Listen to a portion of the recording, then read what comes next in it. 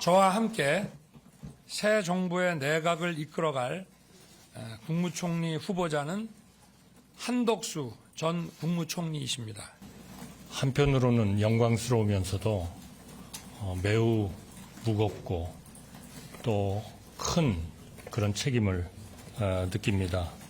역대 정부에서 가졌던 이력은 중요치 않습니다. 문재인 정부가 적용한 인사검증 7대 기준은 기본 중에 기본입니다.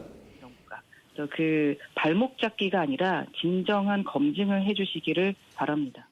발목 잡기, 불복, 운운하면서 벌써부터 엄포를 놓고 있습니다.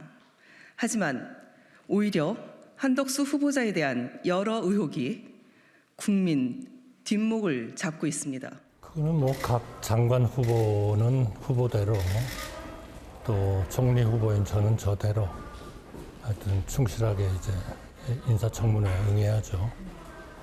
모든 것은 그 인사청문회의 결과를 보면서 우리 인사청문위원님들하고 국민들이 판단하시리라 그렇게 생각합니다. 민주정의 양당은 오늘 무거운 심정으로 오는 25일과 26일로 예정된 한 후보자 인사청문회의 정상적 진행이 불가능함을 말씀드립니다. 검증과 의혹 규명을 위한 자료를 성실히 제출할 것을 수차례 요구했으나 한 후보자 측이 국회의 요구를 끝내 거부했기 때문입니다. 검증에 필수적인 자료가 부재한 상태에서 청문회를 진행한다면 국민 여러분께서 고위공직자를 철저히 검증하라며 국회에 위임해준 권한은 유명무실해질 것입니다. 국민의힘에 요청합니다. 이번 인사청문회가 한 후보자의 충실한 자료 제출 속에 진행될 수 있도록 인사청문 일정 재조정을 위한 협의에 나서 주십시오. 네, 정치권 소식 5분과 함께하도록 하겠습니다. 남영희 민주당 인천동구 미추홀굴 지역위원장, 김병민 국민의힘 광진갑 당협위원장, 차재원 부산가톨릭대 특임교수, 이은영 휴먼앤데이터 소장, 정혁진 변호사 나오셨습니다. 어서 오십시오. 예, 안녕하세요. 이번 주부터 청문회가 시작이 되고 내일부터는 한덕수 총리 후보자에 대한 청문회가 시작이 되는데 먼저 저희가 앞서 영상에서 봤는데 민주당에서 안 할 수도 있다 이렇게 얘기를 했어요. 그 이유가 뭡니까? 우선은 설명 들으셨겠지만 한덕수 총리 지명자 측에서 자료 제출을 전혀 하지 않고 있는 것 같습니다. 예. 세간에 아주 무수한 의혹들이 있는데 그런 의혹들에 대한 최소한의 소명 절차, 해명 절차가 있어야 되는데도 불구하고 예. 보니까 업무상 비밀 유지, 그리고 개인정보 미동의, 사생활 침해 이런 갖가지 이유를 들어서 의혹들을 해소하기는커녕 협조를 하지 않고 있는 거죠. 이런 상황에서 국회에 위임한 국무위원에 대한 인사검증을 사실상 방해하는 측은 제가 보기에는 한덕수 총리 지명자라고 봐지고요. 예. 국민의힘에서는 오늘 보니까 민주당과 정의당에서 국회 청문회를 보이콧하는 거 아니냐 이런 말씀을 하시는데 제가 보기에는 한덕수 총리 지명자가 사실 자신에 대한 청문회를 보이콧하는 것이다 이렇게 말씀드릴 수 있겠습니다. 그런데 당장 내일이잖아요. 네. 처음에 이 자료 제출 요구를 지난주 금요일 날 1차적으로 했고요. 또 그 제출 요구에 응하지 않아서 오늘 일요일 오전 10시까지 그 시한을 못 박아서 요구를 했음에도 불구하고 자료 제출이 없었다라는 겁니다. 예. 그래서 내일하고 이틀간 걸쳐진 그 총리 지명자에 대한 청문회가 이루어질 수 없는 것이죠. 어떤 자료가 있어야 그것에 대해서 국민들께 소상히 검증할 수 있는 그 시간을 갖는 것인데 그런 기본적인 형식틀도 갖추지 못한 상태에서 식물 청문회라고 불리면 그 청문회를 임하는 국회의원들은 자신의 역할을 다 못하는 것이니까요. 저는 이 기한이 무한정 늘어지면 안 된다고 생각을 합니다. 국회 이번 새로 출범하는 윤석열 정부가 국무총리의 인준으로부터 국회에서 그 정당성을 부여받고 국정이 시작되는 것인데 국회 총리에 대한 인준 절차가 이루어지지 않는다고 하면 나머지 국무위원들에 대한 인준 절차까지 문제가 생기니까 하루빨리 자료 제출을 하시는 것이 타당할 것으로 보입니다. 예. 늘 청문회가 되면 이 자료가 문제가 되긴 했는데 김병민 위원장님 이번에는 조금 다른 것이 총리 청문회 같은 경우에는 국회에서 인준을 해야 임명을 할 수가 있기 때문에 그냥 넘기기도 좀 어려운 측면이 있을 것 같거든요. 그런데 단순하게 한덕수 후보자에 대한 도덕성 검증을 위해서 이렇게 청문회를 미루려고 하는 시도인 것인지 예. 아니면 벌써부터 민주당이 언급하고 있는 것처럼 한동훈 후보자의 낙마와 한덕수 총리 후보자의 청문회 인준 여부를 같이 엮어서 정치적으로 발언한 적이 있기 때문에 지금 한덕수 후보자를 지켜보고 있는 과정들을 정치 공세성 성격으로 청문회를 끌고 가려는 것 아니냐. 이런 의구심을 지우기가 어렵고요. 예. 국민들 지켜보시기에는 이런 애들 나올 때마다 눈살을 찌푸리시진 않을까 걱정이 큽니다. 왜냐하면 지난날 청문회가 나올 때 국민의힘에서는 자료 요구 제출을 안 한다고 민주당을 다그쳤고 민주당에서는 역시 마찬가지로 지금 했던 해명과 같은 목소리를 내면서 예. 여야가 받게 됐던 모습들이 똑같이 드러나게 되는데요. 당시에 이제 자료 제출을 거의 제대로 하지 않았던 후보자들이 많이 있었음에도 불구하고 도덕적으로 국민들이 보시기에 문제가 있다고 판단된다면 이미 생중계를 통해서 진행되고 있는 청문회 과정으로 국민들께서 다 지켜보고 있지 않나 생각합니다. 예. 자료 제출을 어느 정도 선까지 했는지 그로부터 드러나오게 되는 도덕성과 역량 검증들도 함께 진행이 될 텐데요. 지금 상태 속에서는 너무 새 정부 출범에 앞두고 이른바 후보들에 대한 흠집내기성 성격의 청문회를 끌고 가는 것은 아닌지에 대한 걱정도 있기 때문에 국민들 보시기에 꼭 필요한 도덕성 검증 중요합니다마는 지금 현재 코로나를 벗어나는 상태 속에서의 앞으로 새 정부가 끌고 갈 경제 정책 등에 대한 방향, 네. 그리고 치솟는 물가를 어떻게 관리할 것인지에 대한 문제, 부동산이 잡히는 듯 하더니 다시금 부동산 문제가 서민 고통을 안겨주게 되는 현재 상황을 어떻게 타개할지 등에 대한 민생과 정책에 관한 부분들도 예. 지금 민주당이 꼭 함께 두루 살피면서 청문회를 임해줬으면 좋겠다는 생각입니다. 사실 이게 이제 검수한 바하고도 좀 연결이 될 수도 있을 것 같은데 저희가 뒤에서 보겠지만 일단 이준석 대표가 여야 합의안에 대해서 부정적인 의견을 오늘 냈어요. 차주현 교수님, 글쎄요. 이게 한덕수 후보자의 인사청문회를 계기로 다시 국회가 경색될 가능성도 있어 보이세요? 저는 오늘 민주당이 지금 내일 당장 예정되어 있는 인사청문회를 연기하자는 주장은 저는 좀 과도하다는 생각이 듭니다. 앞서 지금 김병민 대변인 말씀하셨지만 예. 지금 여야가 상당히 입장이 바뀌었다고 해서 어떻게 똑같은 사항을 계속 우리는 반복적으로 보잖아요. 예를 들면 야당은 항상 자료가 부실하다 이야기하고 여당은 뭐라고 이야기를 합니까?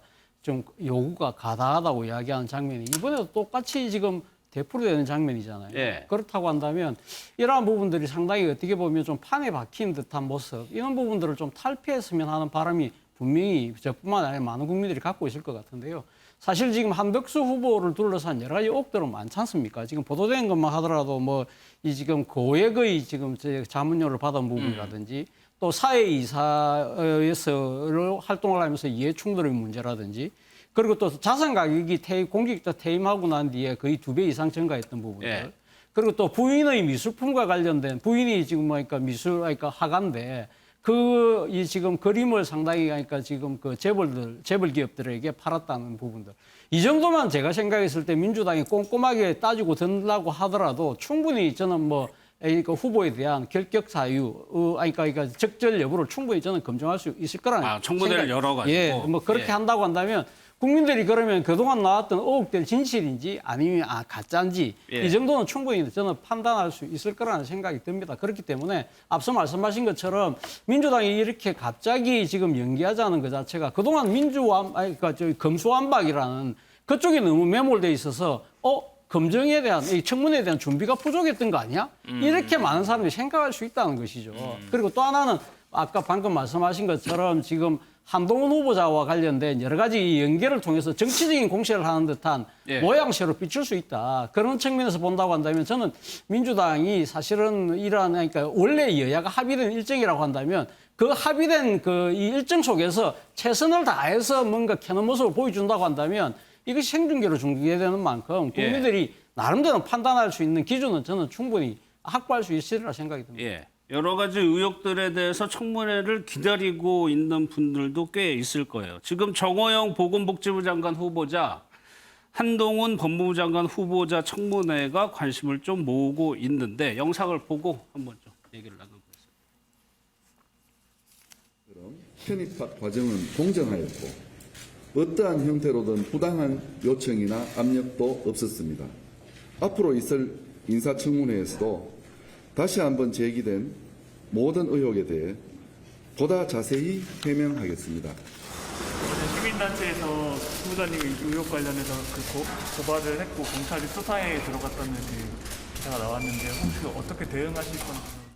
뭐 수사에 협조해야죠. 예. 만약에 이제 제기된 의혹이 뭔가 객관적 사실로 판명이 되면 사퇴할 계획도 있으신가요? 그런 사실이 없다고 제가 말씀드렸지 않습니까? 예. 어떠한 그 도덕적 윤리적 잣대로도 떳떳하다고 제가 말씀을 드렸습니다. 그 아내분과의 이해 충돌 문제도 제기되는데 이에 대해서는 어떻게 대응하실 예정이신지? 저에 대해서 인사청문회 기간까지 여러 가지 궁금한 점들이 많이 있을 거라고 생각합니다. 그 과정에 대해서 제가 성실하고 솔직하게 잘 대응하도록 하겠습니다. 아직 뭐 제가 처음 단계라서 내용을 잘 못 봤습니다. 그 인사청문회에 임하시는 각오 한 말씀 부탁드립니다. 말씀드린 것처럼 저에 대해서 많은 질문이라든가 궁금한 점이 있으실 텐데요. 솔직하고 성실하고 겸허하게 말씀을 잘 드리겠습니다. 그리고 현재까지 많은 의혹이 제기됐던 두 후보자, 정호영 후보자하고 한동훈 후보자. 이은영 소장님, 그 여론조사를 보니까 윤석열 당선인의 국정수행평가를 보면 부정평가 이유에 대해서 인사라는 항목이 꽤 높았단 말이에요. 그렇습니다. 지금 인사가 이전에 지난주 조사 때는 인사가 올라오질 않았었는데요. 이번 주 조사에서는 인사가 26%, 그다음에 집무실 이전이 21%가 되고 있어요. 그래서 그 긍정평가 요인에 대해서는 뭐 공약을 지킨다라든지 이렇게 추상적인 이야기를 하는 반면에 부정평가에는 굉장히 명확하게 인사 이렇게 딱 들어왔는데요. 그 이유가 좀 전에 앞에서 설명을 해주셨는데 특히 이제 한덕수 총리 같은 경우는 그 피트니스 회원권 문제가 굉장히 좀 치명적으로 지금 다가온 것 같아요. 그래서 민주당도 그거를 연기한 것 같은데 그 원래는 신라호텔 피트니스권을 갖고 있었는데 이게 인터컨티넨탈 피트니스권으로 바뀌었는데 그 청문회 자료에는 이게 마치 이제 동네에 있는 그런 뭐 운동 시설을 이용하는 것처럼 배려해줬다라고 기술을 그렇게 해서 이게 좀 불성실한 지금 태도를 보이고 있다. 그래서 지금 이거를 연기한 것이 아닌가 이런 생각이 좀 듭니다. 정여친 변호사님, 과거에 좀 의혹이 많이 제기됐던 후보자들도 실제 청문회를 거치면서 여론이 거의 뭐 결정되는 사례도 있었고 지금 후보자들도 다 청문회에서 얘기하겠다고 얘기를 하고 있단 말이에요. 실질적으로 어떻게 질문하고 어떻게 대답하느냐 이게 굉장히 중요하잖아요. 그거는 이제 후보자마다 이제 틀려질 것 같은데 저는 어떤 생각을 했냐면 이번 청문회의 기준은 조국이다. 그 다음에 이제 조국은 뭐냐 자녀다. 왜냐하면 조국 장관이 제일 크게 뭐 억울하다라고 생각하는 부분이 지금까지도 조국 장관이 계속 SNS에다 글을 올리고 있지 않습니까? 그렇다고 했을 때 자녀와 관련해서는 세 가지밖에 없습니다. 첫 번째는 입시고. 두 번째는 취업이고 세 번째가 병역인데 결국은 이 부분에 대해서 다 걸리는 것이 정호영 후보자이란 말이에요. 조금 전에 그 장면에서는 정호영 후보자가 의혹이 없다라고 본인은 주장을 하지만 의혹이 없다라고 보기는 어렵지 않은가라고 많은 사람들이 생각을 하고 그다음에 이게 청문회는 그 검찰이나 경찰 수사기관의 수사가 아니란 말이에요. 그렇기 때문에 의혹이 남아있는 상황에서는 부담이 지금 이제 당선인한테 있을 수밖에 없지 않나. 그래서 제가 봤을 때는 장관별로 이렇게 장관 후보자별로 여러 가지 그 사안들이 있지만 그래도 제일 쉽고 또 많은 사람들한테 그 임팩트 있게 다가올 수 있는 부분은 역시 이제 정호영 후보자가 아닐 것인가 저는 그런 생각이 들었습니다. 새 정부의 첫 인사청문회이기 때문에 아무래도 국민들의 관심이 많을 수밖에 없을 것 같습니다.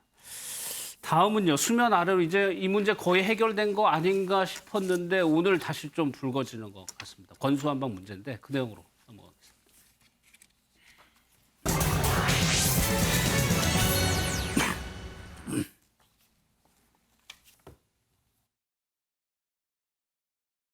제가 인수위원장으로서가 아니라 제 개인적인 소견에 대한 견해를 말씀드리고 싶습니다.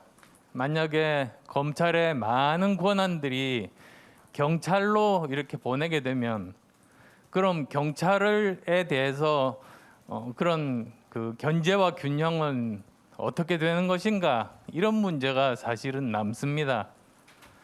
그리고 또 하나의 문제점으로는 정치인들이 스스로 정치인에 대한 검찰의 수사를 받지 않게 하는 것 그것이야말로 이해상충 아니겠습니까? 좀 더 충분한 시간을 가지고 공론화 과정을 거쳐서 제대로 균형과 견제를 할 수 있는 그런 방안을 마련하는 것이 합리적이다. 안철수 인수위원장이 부정적인 입장을 냈고 조금 전에요. 이준석 국민의힘 대표가 SNS에 저렇게 썼습니다. 더 이상의 입법 추진은 무리다. 내일 최고위에서 재검토하겠다라는 취지의 내용을 SNS에 올렸습니다. 이거 김명민 위원장께 먼저 여쭤봐야 될 것 같아요. 의총까지 거쳤어요. 권성동 원내대표가 가가지고 합의를 해왔고. 그런데 오늘 이준석 대표가 이거 무리다라고 판단하게 다시 입장을 바꾼 이유는 뭔가요? 아마 당내에 있는 충분한 의견 수렴 과정들이 조금 부족했던 면 이런 점들을 지적하지 않을 수가 없을 것 같습니다.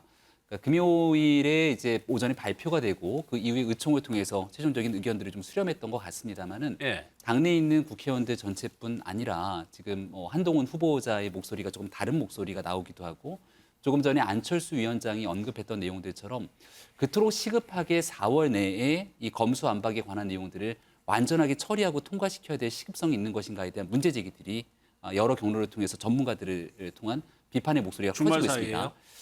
권성동 원내대표 입장에서는 아마 2019년도에 트라우마가 있는 것 같아요. 그 당시에 검경수사권 조정을 비롯한 공수처법 설치 등에 대한 법안들을 일사천리로 민주당이 끌고 가게 되는데 이걸 당시 필리버스터를 통해서 마지막까지 강경 대응으로 막으려고 노력을 했지만 결국 강대강 대치 국면이 부딪히게 되면서 얻어낸 것이 없는 상태로 일방적인 법안이 처리가 됐기 때문에 오히려 이렇게 처리가 되고 나면 되돌릴 수 없는 상황이 오게 되니 지금 어느 정도 실리를 취할 수 있도록 보안 수사에 강점을 두고 있는 현재 조정안을 만들었다는 게 이제 권성동 원내대표의 의견으로 볼 수 있을 것 같습니다. 하지만 그럼에도 불구하고 지금 이 짧은 시간 내에 많은 것들을 가지고 전혀 사회적 공론화 과정들을 거치지 않는 검수완박법을 추진하게 되는 것이 맞는 것인가에 대한 논란이 커지고 있는 마당이기 때문에 아마 이 내용에 대해서 최종적인 법안 처리에 들어가기 전까지 당내 의견들을 좀 더 조율하고 모아봐야겠다는 의견들이 있는 것 같고 그런 차원에서 오늘 이준석 대표가 내일 최고위에서 다시 한번 이 문제를 들여다보겠다 이렇게 언급을 한 터라 내일 어떤 일들이 당내에서 이루어지게 될지가 사실 주목이 좀 됩니다. 국민의힘 내부 분위기를 좀 더 봐야 될 것 같아요. 정혁진 변호사님. 권성동 원내대표도 오늘 SNS에 사과하는 입장 한 2번인가요? 썼고 네네. 당대표 저렇게 얘기했고 인수위에서 이렇게 얘기를 했어요. 네네.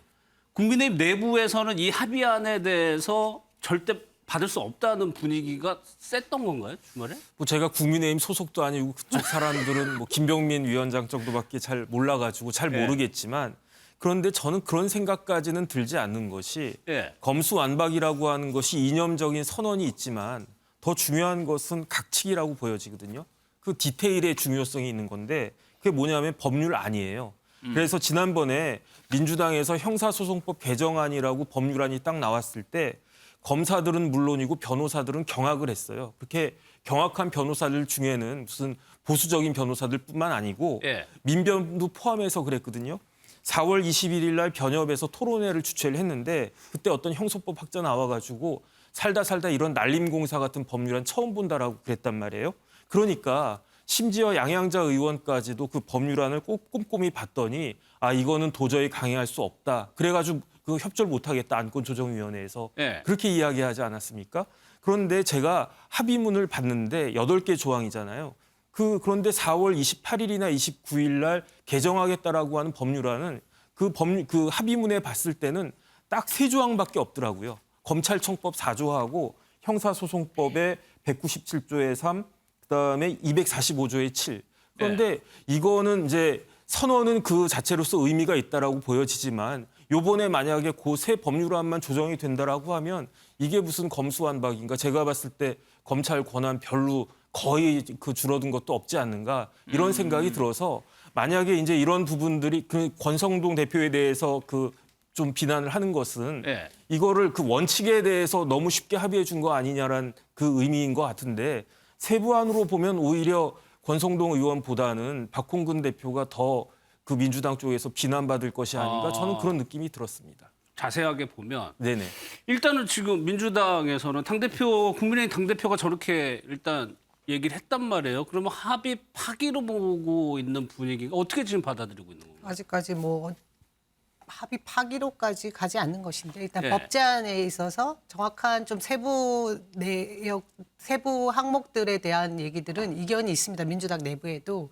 예, 국민의힘도 그런 과정인 것 같습니다. 그래서 앞으로 의총을 통과하고 이후에 본회의 상정까지 그 시간 동안 세부적인 부칙이나 법안에 관련된 세밀한 부분은 제가 볼 때 양 당이 조금씩 다른 생각을 가지고 있는 것 같은데요. 아까 우리 정혁진 변호사님께서 설명해 주신 대로 합의안에는 도출을 했고 예. 그 중에 검찰의 수사권에 대한 완전한 폐지는 절대 이루어지지 않았습니다. 그것은 민주당이 애초에 내세웠던 검찰 정상화와 좀 달랐던 부분이긴 하지만 그래도 한 가지 진전이 있었다라고 할 수 있는 것은 6가지의 중범죄에 대한 부분을 2가지로 남겨놓고 그렇죠. 범죄 수사권을 검찰이 가질 수 있는 범위를 축소시켰다라는 데 한 가지 진전이 있는 것 같고요. 예. 또 하나는 법적으로 확실하게 명시되어 있던 것은 합의안 내부에 뭐 별건 수사를 하지 않겠다 이런 내용인데 이것은 뭐 법조계 얘기를 들어보면 사실상 다른 방향으로 뭐 충분히 새롭게 또 사건을 얘기하면서 별건 수사를 할 수 있는 것은 열려 있다라고 합니다. 그래서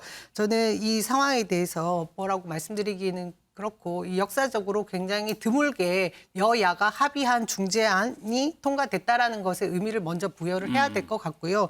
이후에 지금 말씀하신 대로 국민의힘 내부에서도 반발이 있고 또 민주당 내부에서도 애초에 원했던 검찰 정상화 과정까지 가지 못할 부분에 대한 세부 사안들에 대한 것은 지금 감론을박이 좀 더 있을 것 같습니다. 그러면 차재원 교수님 이게 네. 질문 제가 같이 드릴게요. 네.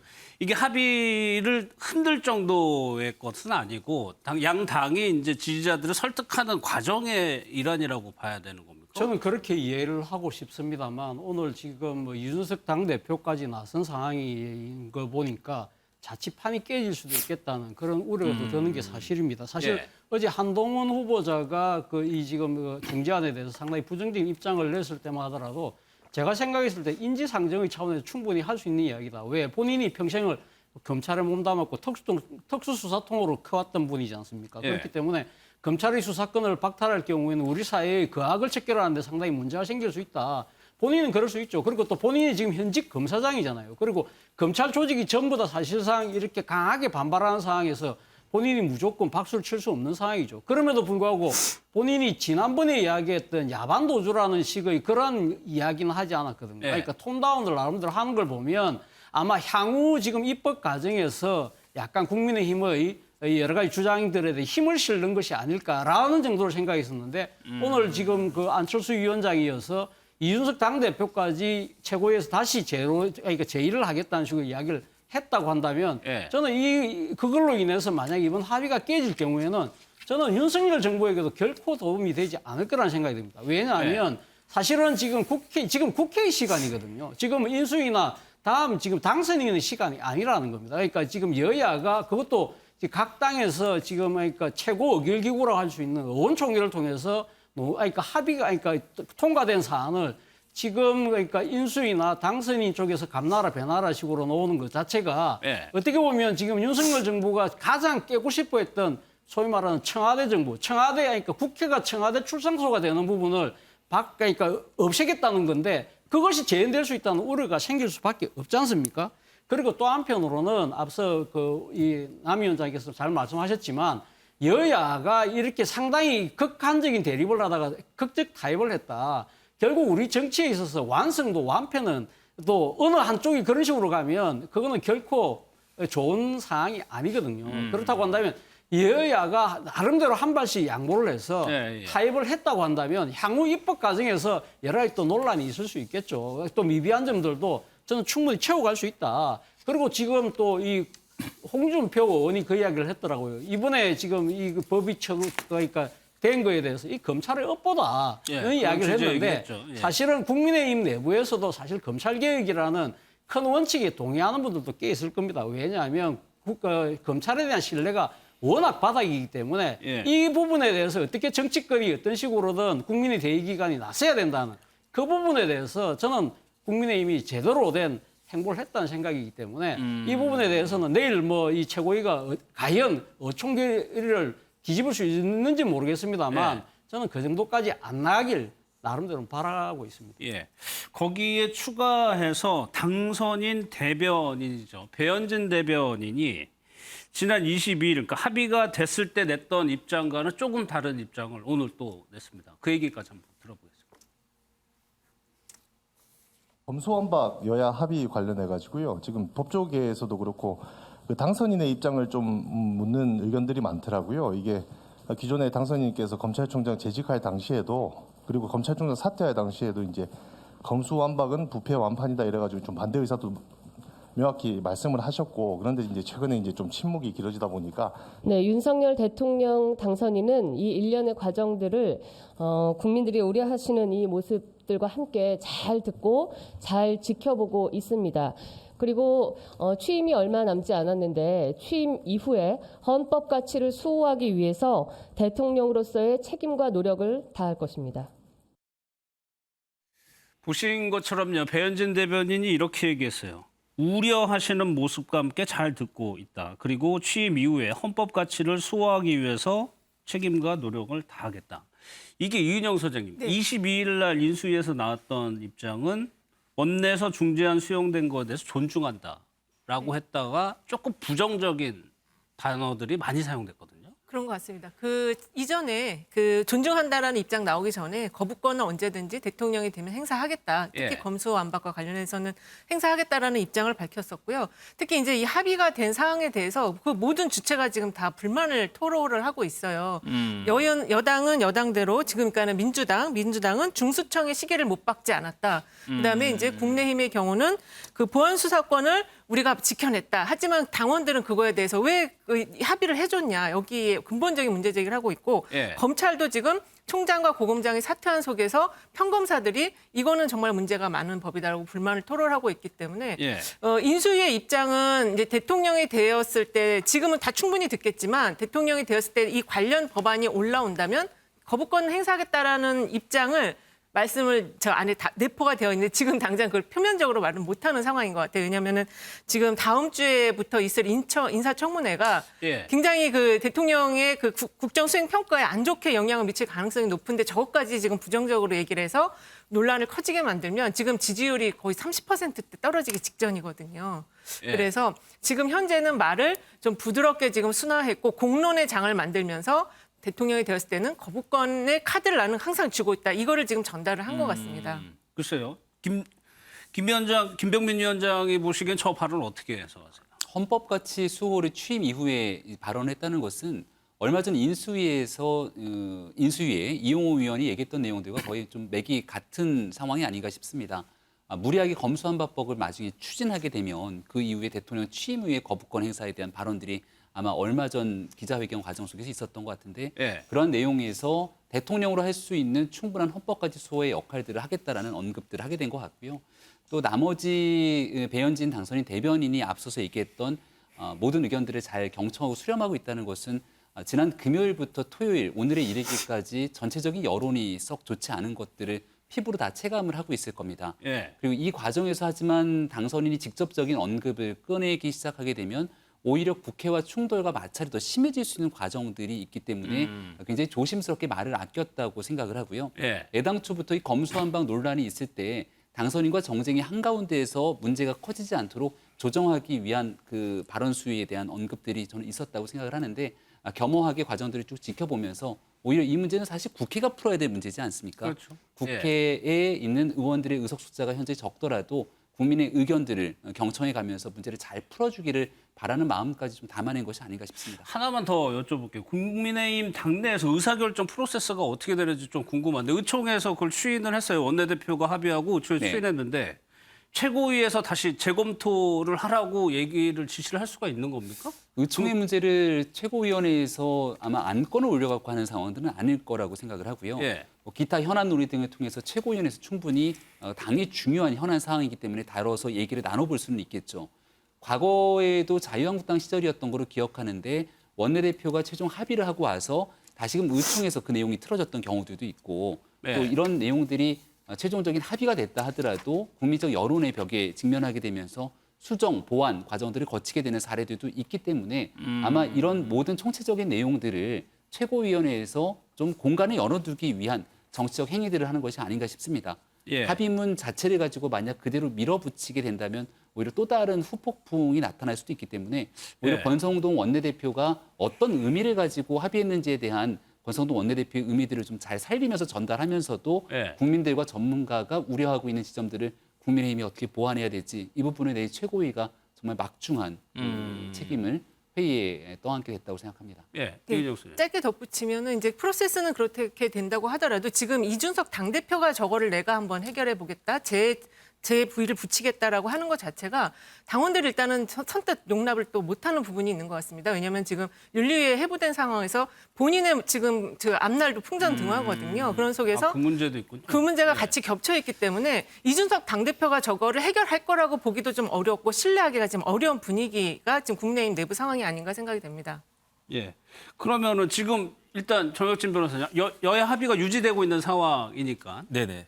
지금 이 상황을 제외하고 일단 검사들은 이게 헌재로 가져가겠다까지 얘기를 했어요. 네네. 만약에 합의로 해가지고 28일, 29일 날 통과가 된다고 하면 검찰 입장에서는 뭐 방어할 수 있는 수단이 없는 거잖아요. 국회가 여야 합의로 통과한 거. 그런데 이게 두 가지로 봐야 되는데 그 말씀드린 것처럼 민주당의 애당초 형사소송법 개정안이 이제 통과가 됐다라고 하면 예.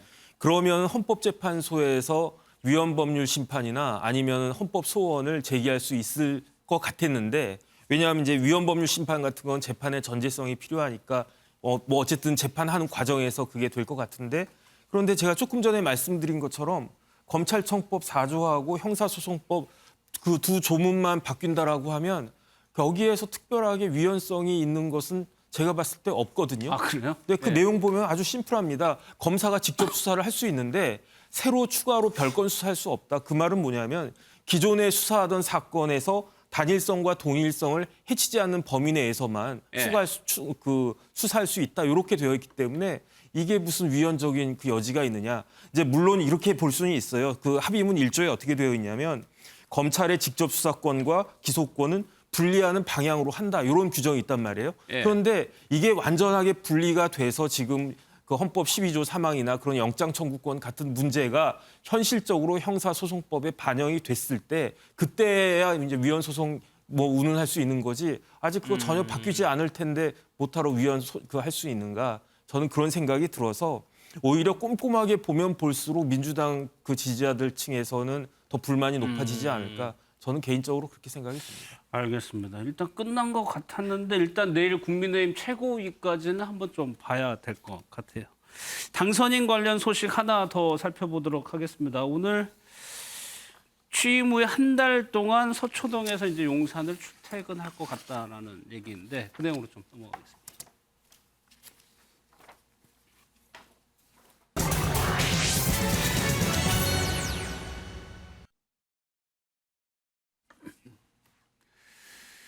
윤석열 당선인이 취임 후에 어디에 머물까에 대해서 오늘 인수위가 밝힌 내용입니다. 저희가 지도로 표현을 했는데 대통령 집무실은 국방부 청사로 들어가기로 했죠. 이제 관저가 문제였습니다. 관저가. 그런데 오늘 나온 얘기는 외교장관 공간으로 확정이 됐다라고 얘기를 했습니다. 그동안에는 육군 참모총장 공간에서 지낼 걸로 알려졌는데 오늘 외교장관 공간으로 확정이 됐습니다. 김병민 위원장, 이유가 뭘까요? 왜 바뀌었다고 표현하기엔 좀 그렇고 네. 알려진 거하고 다르게 결정이 됐어요? 여러 사안들을 두고 검토에 들어갔겠죠. 어느 네. 공간에 들어가는 것이 가장 최적합한 곳인가에 대한 고민들이 있었을 것 같고요. 대통령 관저로서 사용하게 되는 여러 가지 실무적인 상황이라든지 또 대통령 관저 속에서 나름의 직무까지 다 진행하게 되는 여러 가지 내용들을 복합적으로 고민했을 때 가장 최적합한 공간으로 이제 외교부 장관 공간을 선택한 것 같습니다. 많은 국민들이 알고 있는 것처럼 외교부 장관 공간이라는 곳은 여러 외국의 귀빈들과 또 대사들이라든지 이런 만남의 과정들이 있기 때문에 예. 상당히 어떤 공간보다도 잘 지어놓은 곳이기 때문에 대통령의 관저로 쓰기에 손색이 없는 상황으로 보였다 이렇게 생각이 되고요. 예. 이제 이 공간도 일부 리모델링들이 좀 들어가야 되기 때문에 그 기간 동안은 현재 어쩔 수 없이 서초동에 있는 자택에서 출퇴근하는 과정들을 거치게 돼 있는 상황인 것 같습니다. 그러니까 이 리모델링이 취임식 이후 그날부터 시작이 된다는 거예요. 그래가지고 시간이 소요되기 때문에 서초동에서 국방부 대통령 집무실로 가게 된다는 겁니다. 그렇게 되면 차재원 교수님, 이게 저희가 이 문제 나올 때부터 늘 얘기했던 게 출퇴근 시간하고 맞물리게 되면 그 지역이 교통 정체가 상당히 심한 곳이어서 시민들 불편 얘기 많이 했었거든요. 뭐 시민들의 불편은 충분히 아마 예상될 수 있는 상황이고요. 그래도 다행히 그러니까 집무실이 원래 통이동 지금 그 당선인 사무실로 쓰고 있는 것보다는 그래도 용산으로 왔기 때문에 거리가 조금 그러니까 좀 줄어든 측면이 있습니다만 한 달 동안 저 다니는 부분도 문제고요. 제가 생각했을 때는 지금 외교부 장관 공간을 관저로 쓰겠다는 거 아닙니까? 근데 애초 우리가 알려졌을 때는 육군참모총장 공간을 잠시 쓰고 그리고 그러니까 지금 용산 집무실 내에 안에 거기에다 새로운 관저를 짓겠다는 이야기였거든요. 그런데 오늘 지금 보도되는 걸 보니까 한남도 외교공간 저기를 관저로 쓰면서 5년 내내 저걸 쓰겠다는 이야기거든요. 그렇다고 한다면 저기서 그러니까 집무실까지는 한 5분 정도밖에 안 걸린다고 하지만 이것도 5년 내내 그러니까 출퇴근 시간마다 상당한 불편이 예상된다. 그리고 무엇보다는요. 국군 통수권자잖아요. 그러니까 지금 대통령의 그러니까 출퇴근 이동 이 경로가 노출이 분명하게 되잖아요. 그렇다고 한다면 상당한 위해 요소가 될 수밖에 없는 것이거든요. 저걸 어떻게 감내할 것인가. 저는 그 부분도 상당히 우려되는 측면이 있습니다. 만일의 사안을 고려를 해야 되기 때문에 경호하는 입장에서. 그런데 또 이 집무실 관저 관련해 가지고 김건희 여사 얘기가 다시 나오는데 오늘 인수위에서 이 문제가 좀 질문이 있었다고 합니다. 어떤 내용인지 한번 영상을 보겠습니다. 보도를 보면요. 한 지난주쯤에 김건희 여사께서 외교부 장관 공간을 둘러보시고 당선인께서도 그쪽을 이제 둘러보셨다고 했는데 민주당에서는 이게 좀 사전에 어떤 조율 없이 갑자기 찾아와서 문제가 있었던 거 아니냐라는 경호나 보안 등 여러 가지 문제 그리고 공간을 짓는 그 시안과 비용 등의 문제를 다 고려해서 새로운 공간으로 가는 것이 좋겠다라는 실무진의 결정이 있었고 그 이후에 당연히 그곳을 사용하시게 될 두 분이 확인하는 그런 수순으로 됐다라고 안내를 이미 또 한번 인수위에서 해드린 것으로 알고 있습니다. 그 전후 순서에 관한 잘못된 점은 여기 계신 취재진들께서 바로 잡아주시기를 부탁드리겠습니다. 확정되기 전에 김건희 여사가 이제 둘러보고 간 부분이 어떻게 보면 배우자가 이제 개입할 수 있는 법적 근거가 있느냐. 새로운 곳으로 그 공관을 사용하기로 지금 결정을 사실상 한 상황이고 거기에 대해서 이후에 방문한 것이지 먼저 가서 낙점해서 그 공간을 변경하는데 고려했다라는 점은 오보라고 저희가 말씀을 다시 한번 드리면서 시점의 문제인데 민주당에서 이 문제를 좀 제기했었나요? 지금 배현진 대변인은 지금 상황들이 뭐 민심이 좋지 않게 흐르는 것을 본 이후에 뭐 여러 가지 상황들이 시점이 다르게 오보였다라고 제가 보기에는 뭐 핑계를 대는 것 같습니다. 이전에 육군 참모총장 공간을 쓰겠다고 했고 리모델링비 25억 정도까지를 다 얘기가 된 상황이었던 걸 국민들이 다 알고 있지 않습니까? 근데 갑자기 외교 공간을 둘러본 김건희 지금 뭐 당선자 배우자가 이곳이 마음에 든다고 해서 그것이 이제 관저가 되는 그런 상황들을 국민들은 이전에 본 적이 없습니다. 저는 이 상황들을 보면서 윤석열 당선자가 후보 시절에 모 매체와의 그 인터뷰에서 그런 말씀을 하셨죠. 5년 그냥 위임받은 권력이다, 대통령 자리는. 근데 이 너무 겁이 없다, 뭐 이런 얘기를 하셨습니다. 지금 상황들을 보면 전례도 없었고, 이 대한민국의 워낙 그 갖춰진 시스템을 다 무력화시키는 것 같아서 점령군 행세를 한다라는 국민들의 비난을 어떻게 막아낼 것인지에 대한 그런 우려가 있습니다. 그리고 굉장히 민폐를 끼칠 수밖에 없는 게 육군 참모총장의 뭐 그 관저 공간이 비도 새고 아주 노후했다 뭐 이런 핑계들을 대시는데요. 공무원들이 계속해서 사용하던 곳은 수리를 해가면서 씁니다. 그냥 그곳이 뭔가 타당한 이유가 없겠다. 본인이 직접 살 집에 맞지 않겠다고 한 이유로 지금 외교 공간으로 바뀐 상황들에 대해서 제대로 된 해명이 없는 것 같습니다. 그냥 순서가 달랐다라고 오보라고 치부하기에는 깨름칙하게 저희가 납득이 안 되는 부분이 있고요. 그리고 저는 뭐 외교부 직원들은 또 이것에 대해서 항의 한마디 못하고 있는데 아까 저희가 검찰 관계자분들은 계속해서 언론에 대고 항명들을 하고 있지 않습니까?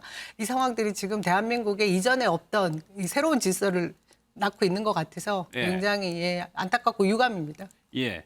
김건희 여사 입장에서는 본인이 살 집이니까 가보는 거야 뭐 큰 문제가 없는데 그 시점 두고 논란인데 김병민 위원장. 그러니까 예. 배현진 대변인 얘기는 김건희 여사가 그 집에 공간에 다녀간 게 확정이 된 이후에 갔기 때문에 영향을 안 미쳤다 이런 얘기인 것 같아요. 예, 그러니까 사실 대통령이 당선되고 나서 살 집, 살 관저, 그리고 여기에는 배우자가 함께 있는 곳이기 때문에 관저를 최종적으로 낙점하고 난 뒤에 그 공간을 둘러보게 되는 것이 무엇이 문제겠습니까?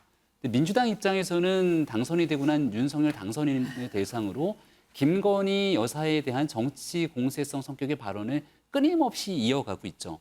지금 이 사안에 대해서도 마찬가지로 김건희 여사가 뭔가 이 외교부 장관 공간에 낙점했기 때문에 관저로 된 것처럼 정치 공세성 성격의 발언들을 이어가고 있는데요. 늘 말씀드리지만 좀 역지사지의 자세 정신들을 가지면서 국민 눈높이에 맞는 일들을 꾸려갔으면 좋겠다는 얘기를 드리고 싶은데 예. 과거 김정숙 여사에 대해서 각종 여론들이 좋지 않았을 때의 문제들 그럴 때마다 나와서 또 민주당 의원들이 했던 내용의 태도의 발언들을 살펴보게 된다면 김건희 여사에 대해서 지금 현재 너무 무리하게 정치 공세성 성격으로 이렇게 김건희 여사를 대하고 있는 것은 아닌지 돌아봤으면 좀 좋겠다는 생각이 듭니다. 저는 국민의힘에서 이런 자세를 계속 유지하는 것은 결코 바람직하지 않다고 생각합니다. 지금 퇴임하는 문재인 대통령의 국정 지지율과 지금 새로운 정부를 이끌어가야 될 윤석열 당선자의 지지율, 지금 역전 현상이 일어나는 걸 볼 수 있지 않습니까? 이런 예. 모든 불통의 관계들 그리고 시스템을 다 허무는 이런 관계, 이런 문제들이 그 요인이 되는 것인데 국민의힘에서 그것을 바로잡아야 되는 책무가 있지 않겠습니까? 예. 이 두 가지를 섞어서 말씀하시면 안 되는데요. 국민들이 지켜보실 때 당선인과 새 정부가 해야 되는 일들 속에서 국민적 눈높이에 부족한 일들이 있을 수 있습니다.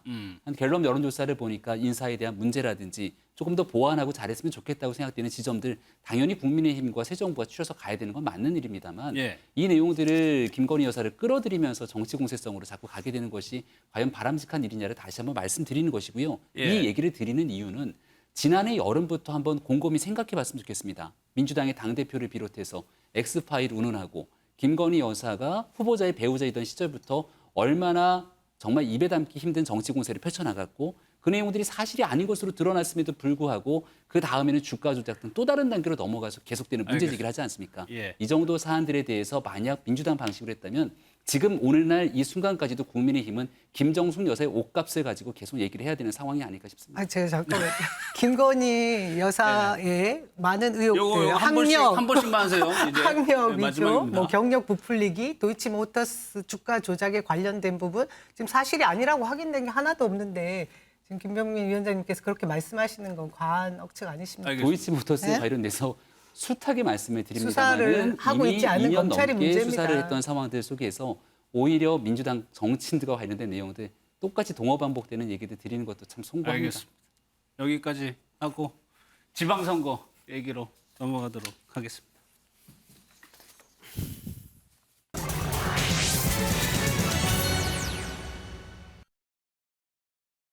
최근 대구시장 선거를 하면서 박심을 팔고 윤심을 팔고 하는 걸 쳐다보고 저건 아니다. 대구시장이 박근혜 전 대통령이 출마하는 게 아니지 않느냐.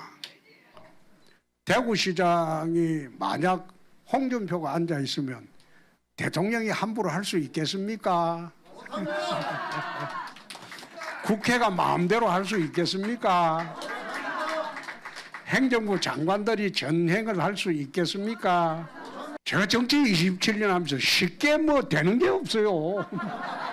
할 때마다 이게 힘들게 해요. 지금 참 힘들어요. 엉뚱한 사람들이 막 나와가지고 막 이 사람 팔리고 저 사람 팔리고 이래서 하니까 저 시민들이 또 현혹이 되지 않을까? 당원들이 현혹이 되지 않을까? 국민의힘 대구광역시장 최종 후보자로 홍준표 후보가 결정되었음을 알려드립니다. 국민의힘 대구시장 경선부터 한번 보겠습니다. 홍준표 의원이 결국 이제 후보에 선출이 됐습니다. 이게 차재현 교수님. 예. 이번에 김은혜 의원이 경기지사 후보로 낙점이 되면 예. 윤심이라는 얘기 많이 나왔었는데 대구시장 같은 경우에는 윤심이 따로 있는 것 같았는데 결국에는 그게 안 통한 것 같단 말이에요. 그렇죠. 뭐 그러니까 대구시장 경선에서 아마 윤심이라고 한다면 아마 김재원 전 최고위원 예. 내지는 아니면 이번에 또 박근혜 전 대통령을 또 사주로가 찾아봤기 때문에 유영하 변호사 그때 또 이 배석을 했기 때문에 뭐 유영하 변호사한테 또 윤심이 실린 게 아니냐는 뭐 여러 가지 이야기들이 나왔습니다만 예. 결과적으로 제가 봤을 때는 그러니까 세 명의 후보 중에서 결국 정치적 체급의 차이가 결국 승부를 가는 것이 아닐까 하는 생각이 듭니다. 물론 뭐 김재원 의원도 4선인을 했습니다만 홍준표 의원이 사실은 4선 그리고 또 지금 뭡니까 광역도지사 광역단체장을 2분이나 했잖아요. 그리고 또 이 지금 국민의힘이 전신이 자유한국당의 또 대선 후보까지 나와서 2등까지 했던 그러한 부분이 있기 때문에 아무리 뭐 윤심이든 박심을 입는다고 하더라도 상대 후보들의 체급이 그만큼 따라가지를 못했다는 것이고요. 또 하나의 측면은 결국은 미래와 과거의 싸움에서 미래가 이긴 것이 아닐까. 대구 시민들 입장에서 보면 박근혜 전 대통령은 과거잖아요. 그러나 이제 지금 만약에 홍준표 의원이 대구시장이 되면 차차기를 도전할 가능성이 높다. 그렇다고 한다면 우리 지역의 그러니까 시장이 차기 도전하는 걸 한번 보는 것도 괜찮지 않을까라는 생각을 했을 것 같고요. 또 하나의 문제는 박근혜 전 대통령에 대한 그 인간적인 뭐 좀 동정심 이런 부분들은 분명히 대구 시민들은 갖고 있을 거 있겠지만 그것도 전직 대통령 그것도 이게 탄핵당한 대통령이 직접적으로 나서서 하는 그런 모습들에 대해서는 대구 시민들이 이건 조금 과하지 않나라는 생각들이 아마 작용을 하면서 결국 홍준표 의원이 승리한 것이 아닐까 생각이 듭니다. 그러니까 이은영 소장님, 이게 대구 시민들 그리고 당원들이 보기에 박근혜 전 대통령에 대한 관심도나 뭐 애정, 감정 이런 게 실제로 지지로까지는 확실하게 다 연결된 것 아니? 그렇게 봐야 될 것 같고요. 그리고 이제 그 홍준표 지금 이제 후보는 전 대선 경선 때 무대홍 이래가지고 차기 진짜 대권 주자 근소하게까지 접근을 했던 인물이거든요. 그래서 대구 시민들 입장에서 볼 때는 대권 주자 한 명을 보유하고 싶다라는 욕망이 있을 수 있고 사실 저는 이게 이제 그 김재원 최고위원과 유영하 변호사가 단일화를 했다면 또 어떤 결과가 나왔을지 알 수 없었을 것 같아요. 근데 단일화가 결렬이 되면서 결국에는 이제 홍준표 후보가 이제 지금 대구시장 후보로 확정이 된 상황이 된 것 같습니다. 예. 그러면은 그러니까 홍준표 후보의 앞으로의 정치 행보가 정혁진 변호사님 차차기 뭐 얘기하셨고 계속 대권을 생각하고 있을까요? 생각은 할 것 같은데 저는 더 이상 대권의 가능성이 있을까 하는 생각이 드는 게 제가 봤을 때 만약에 이제 홍준표 후보가 이제 지금 대구시장 후보죠. 대통령에 대한 뜻이 있다라고 하면 이런 행동은 하면 안 됐죠. 왜냐하면 대선 후보를 2번 했다는 것보다도 저는 어떻게 경남지사를 하셨던 분이 대구시장에 나올까. 서울시장이라면 또 혹시 모르겠는데 그 광역단체장을 했던 분이 어떻게 대구시장을 나오지? 그거는 그냥 그 4년 동안 더 대구시장으로서 누릴 걸 누리고 싶다. 이 정도로밖에는 생각이 안 되지. 내가 이걸 발판으로 삼아가지고 그 대권을 도전하겠다. 그러려면 최소한 경기지사는 나왔어야 되는 거 아닌가. 일단 그런 생각이 들고요.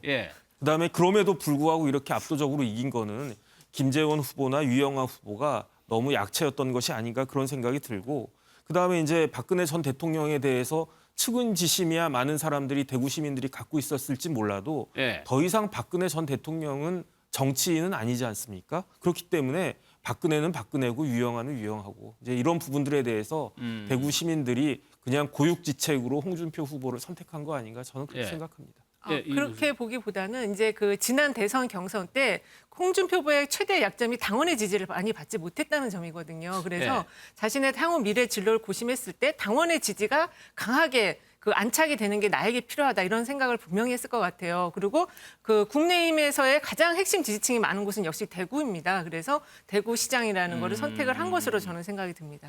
그럼 김병민 위원장께서 보시기에 홍준표 후보가 만약에 대구시장이 된다면 중앙 정치에도 목소리를 낼 거라고 보세요?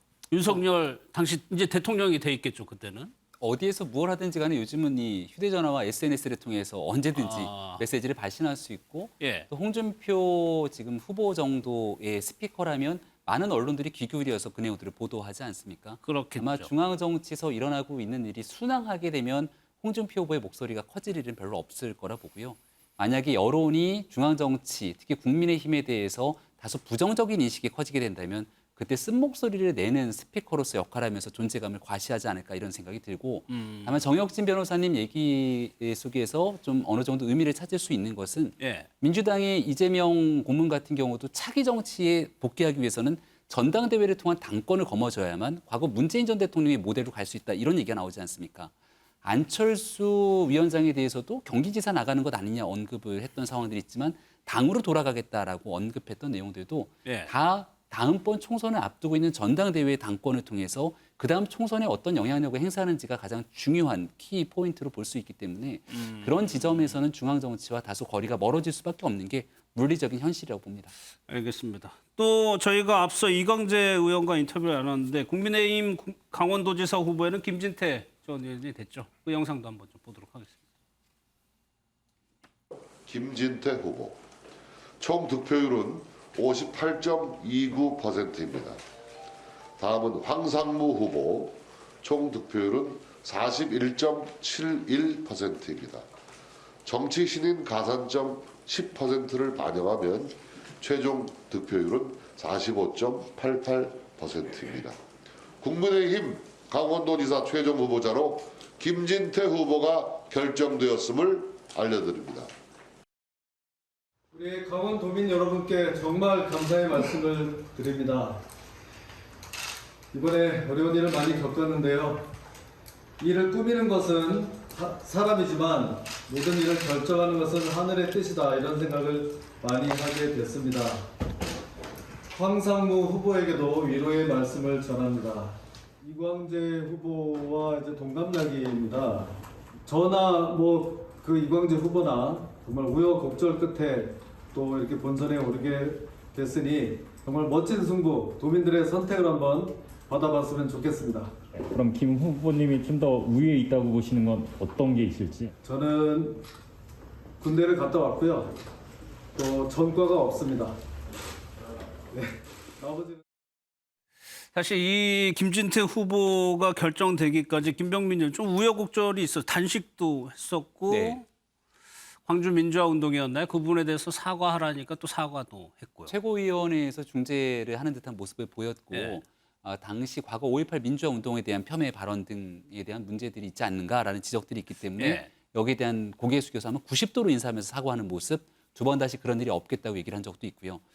기존에 있었던 여론조사에서 좀 차이가 많이 벌어졌습니다. 황상무 후보 같은 경우도 방송 기자 출신으로 전국적인 인지도를 갖고 있었고 또 대통령 선거에서도 큰 역할을 했기 때문에 강원도민들의 사랑을 받았던 건 맞는데 경선의 기회가 주어지지 않고 단수 공천이 진행됐던 상황 속에서 다소 혼란이 있었고 이게 바로잡힌 상태의 경선이 끝났기 때문에 지금은 이제 두 후보가 모두 손을 맞잡고 또 강원도 선거를 치러야 된다고 생각하고요.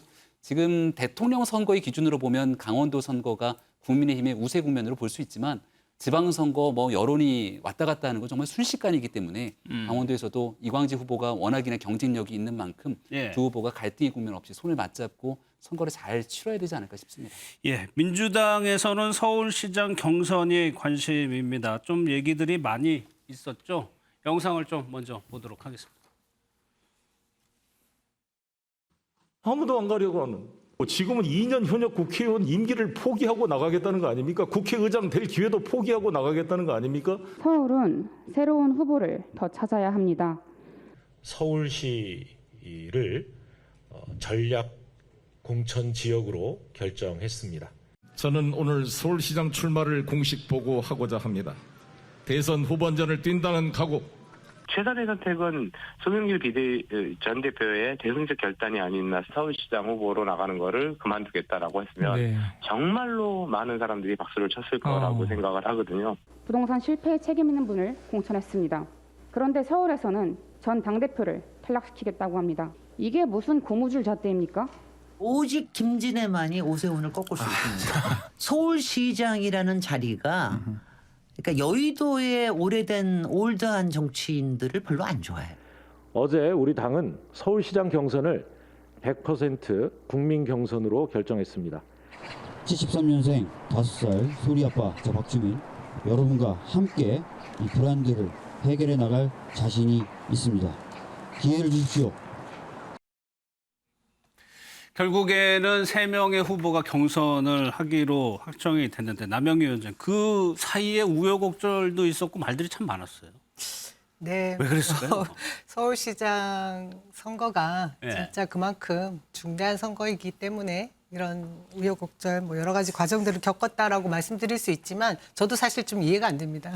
당이 이렇게 원칙을 정하지 않고 예. 오락가락한 것에 대해서 당원들이 선뜻 납득하지 못하는 부분이 있거든요. 그 책임론부터 불거진 것이 송영길 전 대표가 대선 패배의 책임을 져야 되는데 서울시장 후보로 불가능한 것 아닌가 해서 배제를 했다가 예. 다시 또 뭐 책임론에서 자유롭지 않은 상태이지만 그것을 뒤엎고 지금 최종 경선 후보가 됐습니다. 저는 처음부터 이것을 배제할 그 어떤 명분도 없다라고 말씀드렸었거든요. 왜냐하면 민주당에서 서울시장 선거가 쉽지 않으니 후보가 나서는 후보가 보이지 않을 때 출마를 하겠다. 약간 어떻게 보면 희생을 하겠다라는 그런 책임론을 본인이 내세웠던 것이 송영길 전 대표입니다. 네. 그리고 지금까지도 박영선 전 장관까지 더 좀 많은 후보들 군들까지 포함한 그런 경선을 해보겠다라고 전략 공간에서 애를 썼지만 이번 서울시장 선거가 예. 그렇게 녹록치 않다 보니 결국은 처음에 후보 등록한 그 6분 중에 3분으로 지금 압축된 상황이죠. 그런데 예. 제가 보기에는 모든 것이 다 부정적인 면만 있는 건 아니고요. 예. 그러는 동안 제가 볼 때는 이 선거에 있어서 동정 여론이라는 것이 굉장히 중요한데 송영길 전 당대표께서 그 동정 여론을 많이 받고 그 지지세를 조금 더 키워가는 과정도 있었기 때문에 긍정적인 면도 생각을 해야 될 것 같고요. 그리고 오세훈 국민의힘 후보라고 할 수 있죠. 현 시장과 대결했을 때 그 체급도 비슷하고 그 준비가 된 후보군으로 압축이 될 후보가 누굴 것인가에 대한 당원들의 지지. 저는 국민들도 마찬가지고요. 별로 제가 처음부터 말씀드린 대로 송영길 전 대표 대안 외에 별로 없어 보인다라는 거죠. 결국 대진표가 완성이 되고 나면 예. 저희도 해볼 만한 선거가 되지 않을까 싶고요. 이 서울시장 선거 전체 지방선거의 판을 흔들지 않기 위해서라도 지금 빨리 결정을 내리고 30일 이내에 모든 것을 결정을 해야 될 것으로 봅니다. 이게 차재원 교수님, 박영선 전 장관을 조금 참여시켜가지고 뭐라 그럴까 흥행? 경선 흥행? 그런 거를 좀 생각을 했었던 걸까요, 민주당에서는? 사실은 박영선 전 장관의 출마를 기다리면서 100% 경선으로 간다고 이야기했지만 박영선 전 장관의 입장에서는 출마하기가 쉽지 않은 것이죠. 그러니까 일단 출마를 명분 자체가 사실 살리기 힘들잖아요. 본인이 공천 신청을 하지 않았는데 그러니까 뒤늦게 본인이 지금 경선에 나선다는 것 자체가 상당히 공당의 원칙을 저버릴 수 있는 것이고요. 본인 입장에서는 지난해 4.7 재보궐선거에서도 상당히 참패를 했고 그리고 이번 선거도 쉽지 않다는 판세 분석 그리고 또 한편으로는 송영길 전 대표가 나와 있는 상황에서 경선 자체도 본인이 이길 가능성 자체가 완벽하게 보이지 않잖아요. 그렇기 때문에 물론 이제 어머님의 저런 건강 문제도 있긴 합니다만 그런 것들이 복합적으로 작용하지 않았나 생각이 들고요.